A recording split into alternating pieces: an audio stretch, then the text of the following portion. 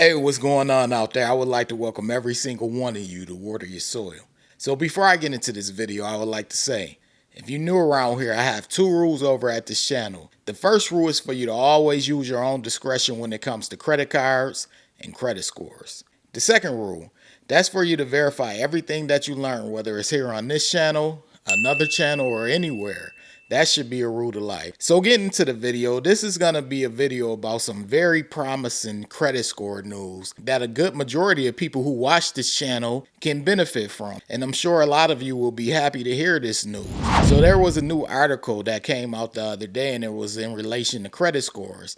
And it was featured on fortune.com, but Yahoo Finance posted the article. And that's what we're going to read over on this channel today. So the way credit score news works over here is I'll read through either excerpts of the article or I'll read through the full article, and I'll leave the link to the article in the description box. That way you all can give it a read. One of the cool things about these articles that I post on this channel is they're usually a 5-minute read at max. But without wasting any of your time, we're going to get right into the article, all right?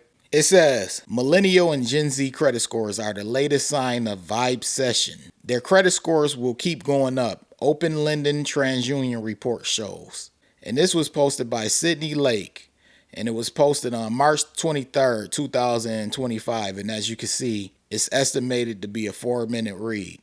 It says, credit scores have been long viewed by critics as arbitrary, mostly because there are so many factors that affect them, and some people even view them as discriminatory. Yet they're a necessary evil to get what most Americans want most: homes, cars, and lower insurance rates.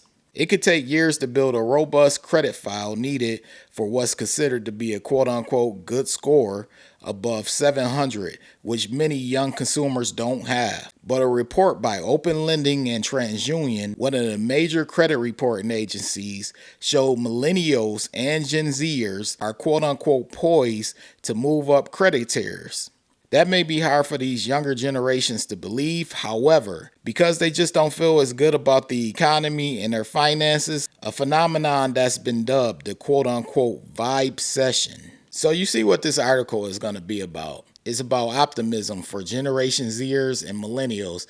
It's stating that their credit scores will continue to go up. Now, I'm going to skip over some paragraphs in this article, which is why I stated I want you all to check out the article for yourself after you're done watching this video. But you're going to see in this video, as I go further down this video, why they're saying that Generation Zers and Millennials can expect their credit scores to increase in the future. Now, I always have to play devil's advocate, and I'm going to play devil's advocate on this one because I'm going to let you all know something in regard to what they mentioned in this article. So we're going to get further into it, all right? It says, a breakdown of younger generation credit scores. In 2024, the average credit score in the U.S. was 715. According to a January report by Experian, one of the major consumer credit reporting agencies. That score is considered to be right at the top of a quote-unquote good credit band, just a few points shy of a quote-unquote excellent credit score. Millennials and Gen Zers, however, average lower credit scores. Millennials average a credit score of 690, and Gen Zers come in at 680. For reference, the qualifying credit score for most conventional home loans is 620 according to Rocket Mortgage. There are 5 main factors that affect your credit score. Kendall Mead, a senior financial planner with personal finance company and online bank SoFi, told Fortune. This includes payment history, credit utilization, credit history length, credit inquiries, and types of credit. Interestingly enough, the Open Lending and TransUnion report also shows Millennials and Gen Zers are actually poised to improve their credit scores more quickly than Generation X or other older generations. Using data from more than 4 million U.S. consumers, they found that 30% of Millennial and Gen Z thin-file consumers moved up credit tiers within 2 years, while just 22% of older generations did. That largely has to do with credit length and payment history. That's because younger generations are starting from scratch. Joseph Cambarato, CEO and founder of business lending firm National Business Capital, told Fortune. They start out with a blank slate and comparatively not much debt. It says, quote unquote, when they handle their first credit card or auto loan responsibly by paying on time, their credit score shoots up quickly. This good track record makes it easier for them to get loans in the future, Camberetto said. It says, quote unquote, on the other hand, older generations like Gen Z and baby boomers might have piled up more debt over the years, which takes longer to deal with on their credit reports. Plus, as they slow down on spending, they're not as focused on boosting their credit. But just because someone is a member of a younger generation doesn't automatically mean their credit score will improve. They still have to pay off their credit cards in full each month and charge only what they can afford, Mead warned. It says, quote unquote, while this trajectory is good news for younger consumers, it is very important they stay on top of their debts, she said. I'm going to leave off on what she was saying because that was actually my point that I was going to make later on in this video. And that's the fact that they're making assumptions that younger people have less accounts and they're basically starting off with a clean slate. That's the case for some younger people. Whether it's Gen Z, it's probably mainly Gen Z and some millennials, but that's only the case for some people. But for a lot of people, they either have an auto loan, some people have home loans, especially millennials. A lot of millennials and Gen Zers, they have student loan debt. Then I did videos and shown reports on this channel previously that stated that millennials and Gen Zers have a lot of credit card debt. So yeah, they surveyed 4 million people, which is good because that's a bigger group than what we're normally used to when it comes to surveys on this channel. However, as she stated at the end of the article, just because someone is young doesn't mean they don't have that many accounts. And it also doesn't mean that their outlook when it comes to credit will be the same all across the board for everyone. You can have two credit scores, both a 718. I can almost guarantee you that both people with those 718s do not have an identical credit report, because people acquire their credit scores in different ways. Some people have more accounts than others. Some people manage their accounts better than others. So these credit scores are case by case. And the same goes for assuming younger generations will have an increase with credit scores. Now, throwing common sense into it, for the most part, yes, their credit age is going to grow. So their accounts are going to get older with time. But I've been seeing a trend lately of a lot of younger people closing out their new cards. So they'll get a card and they'll get the rewards from the card and they'll close it out. You're not going to gain that credit age maybe 20 years down the line with that card being closed out right now. So I just want people to know, while this report is promising and is by Transunion and Open Lending, so with it being by Transunion, that's actually a good thing because they are one of the credit bureaus. However, as she stated at the end of the article, you still have to manage your accounts correctly and you still have to pay off your balance in full every month.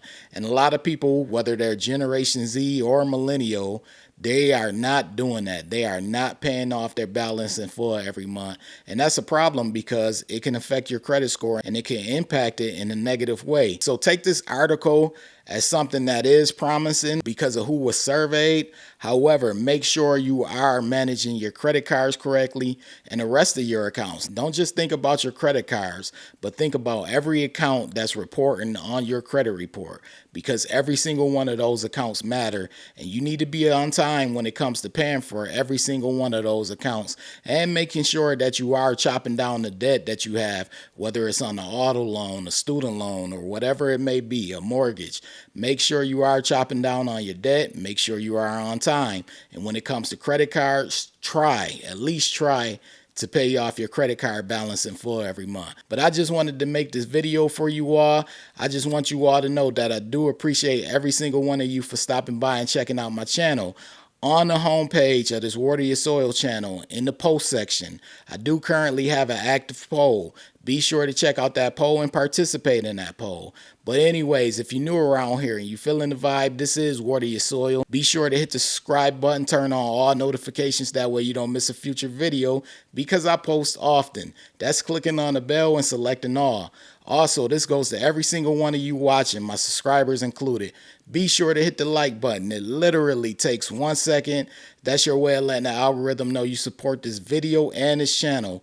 Once again, I appreciate every single one of you for stopping by. This is Water Your Soil, and I'm out. Hey, what's going on? This is Nell from Water Your Soil. So as someone who went from a 549 credit score all the way up to the 800s, I decided to share the same information that helped me go from poor credit to excellent credit. This book is titled Strategies to Master Credit. I put everything in this book, everything that helped me go from poor credit to excellent credit. All of the information is in this book. So I want you all to purchase this book. A lot of you have already purchased it, but it's available currently right now on Amazon.com and also MasterCreditBook.com. It's titled Strategies to Master Credit. You want this book. It has all the information needed in order for you to go from poor credit to excellent credit, or just simply maintain your good or excellent credit score. So get the book ASAP.